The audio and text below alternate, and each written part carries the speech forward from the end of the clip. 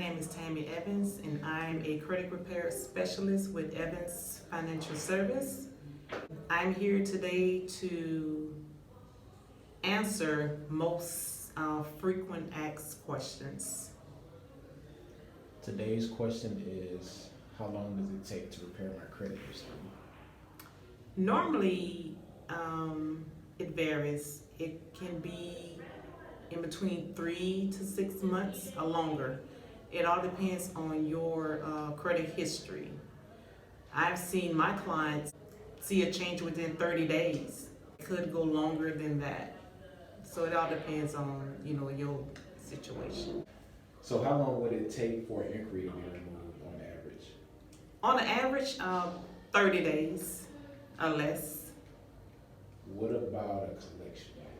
Collection, a lot of collection companies like to fight with you, but normally they would have to prove